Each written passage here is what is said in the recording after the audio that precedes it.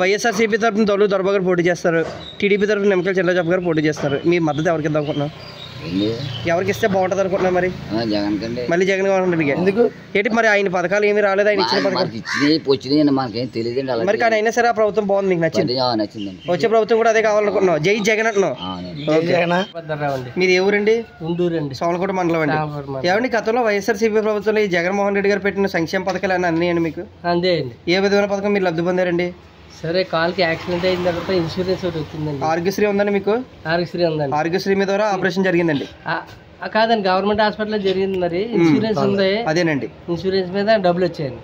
ఓకేనండి. అవి కూడా మన పేపర్లు ఇచ్చారండి. ఈ ప్లేట్ ఇస్తారు కదా. అవునండి. మన దొరబాబు గారు వచ్చినప్పుడు సంక్షేమ పథకాల్లోనే డ్వాక్రా వాళ్ళకి అందులో పడ్డాయి. ఏమంటే అది కాకుండా వేరే పథకాలు ఏమైనా వచ్చాయండి మీకు? ఇళ్ల స్థలం కావచ్చు, ఈ మీ చదువుకునే పిల్లలకి అమ్మఒడి కావచ్చు, అంటే అలాంటి పథకాలు ఏమైనా వచ్చాయండి? పిల్లలు లేదు. ఓకేనండి. పిల్లలు లేదు దాని మీద పెద్దోడు కుర్రోడు సంక్షేమ పథకాలు అంటే ఆ డ్వాక్రా ఒకటి ఉంది, అంతకడ అది కరెక్ట్గానే వస్తున్నాయండి. ఓకేనండి. ఇది ఇన్సూరెన్స్ కూడా బాగానే వచ్చింది. సరే సార్, ఇప్పుడు ఇక్కడ రానున్న ఎలక్షన్లో ఇక్కడ ఎమ్మెల్యే అభ్యర్థిగా మన సోమలకోట పెద్దాపురం నియోజకవర్గానికి దొల్లూరు దొరబాబు గారు వైఎస్ఆర్సీపీ తరఫున పోటీ చేస్తారండి. టీడీపీ తరఫున నిమ్మకాయల చిన్నరాజప్ప గారు పోటీ చేస్తారు. మీ మద్దతు ఎవరికి ఇద్దాం అనుకుంటున్నారు? మా ఊళ్ళో ఎక్కువ వైఎస్ఆర్సీపీ, ఇక్కడ ప్రజెంట్ మాత్రం వైఎస్ఆర్సీపీకి మెజార్టీ రావచ్చండి. గుంటూరు అంతా వైఎస్ఆర్సీపీకి ఉండొచ్చండి, రావచ్చు. ఓకేనండి. అయితే మళ్ళీ కూడా తెలియదు. సరే సార్, మళ్ళీ వైఎస్ఆర్సీపీ వచ్చి జగన్మోహన్ రెడ్డి గారి పదవిని చూడాలనుకుంటున్నారు మీరు? అవునండి.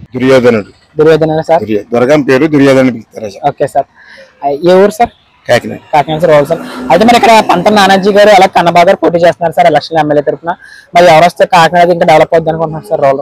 ఇప్పుడు ఉండే వాతావరణం అంటే మరి ఎలక్షన్ దగ్గరలోగా మనం చెప్పలేం. ఎందుకంటే అటు సైడ్ తిరుగుతున్నారు, పార్టీ సైడ్ నుంచి కుర్రోళ్ళు ఇటు సైడ్ తిరుగుతున్నారు.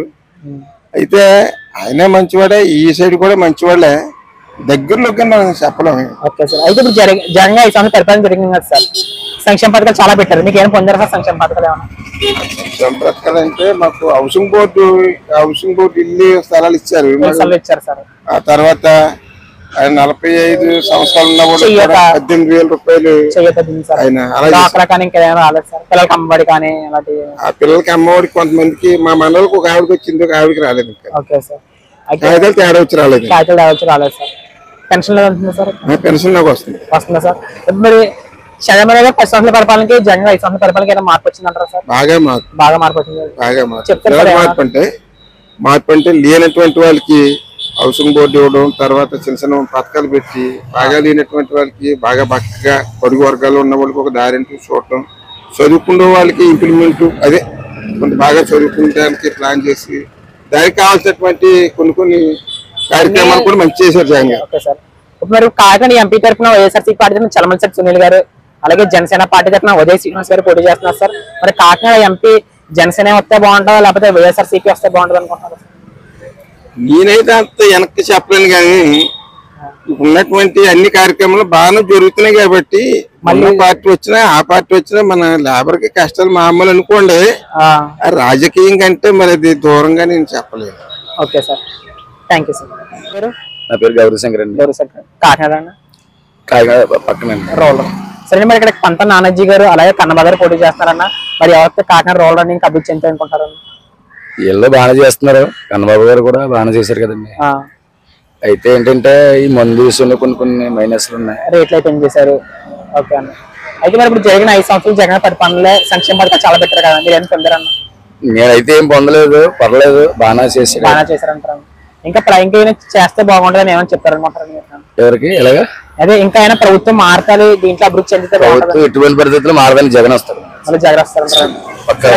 కాకినాడ ఎంపీ తరఫున చలమలశెట్టి సునీల్ గారు, అలాగే జనసేన పార్టీ తరఫున ఉదయ్ శ్రీనివాస్ గారు పోటీ చేస్తున్నారన్న. మరి సునీల్ గారు వస్తారు. వస్తే బాగుంటుంది. మరి ఆయన 3 సార్లు ఓడిపోయి ఈసారి గెలుస్తారంటారు. సునీల్ గారు అన్న సునీల్ గారు పక్క గెలుస్తారంటారు. ఆయన వస్తే మరి ఏమైనా చేస్తారంటారన్న? కాకినాడ చేస్తున్నారు కదా, ఇప్పుడు బాగానే చేశారు కదా. సరే, మరి ఇప్పుడు పవన్ కళ్యాణ్ గారు టీడీపీ కలిసిపోయారు కదా, బీజేపీ ముగ్గురు కలిసి కూటమి చేస్తారు. మరి జగన్ ఓడిపోతారంటారు, గెలుస్తారంటారన్న? సరే, థ్యాంక్స్ అండి. క్వశ్చన్ అడుగుతాను సార్, సరేనా సార్? మీ పేరు? నా పేరు జ్యోతిబాబు. ఓకే సార్, ఏ ఊరు సార్? ఇంద్రపాలెం సార్. మరి ఇక్కడ ఇంద్రపాలెం తరపున ఎమ్మెల్యే అభ్యర్థుల కింద కన్నబాబు గారు అలాగే పంత నానాజీ గారు పోటీ చేస్తున్నారు సార్. మరి ఎవరు వస్తే ఇంకా చుట్టుపక్కల గ్రామాలన్నీ రోడ్లన్నీ డెవలప్ అవుతాయి అనుకుంటున్నారు సార్? కన్నబాబు గారు ఆల్రెడీ చేశారు, ఇంకా ఆయన ఉంటేనే అభివృద్ధి బాగా జరుగుతుంది. అభివృద్ధి బాగా చేద్దాం.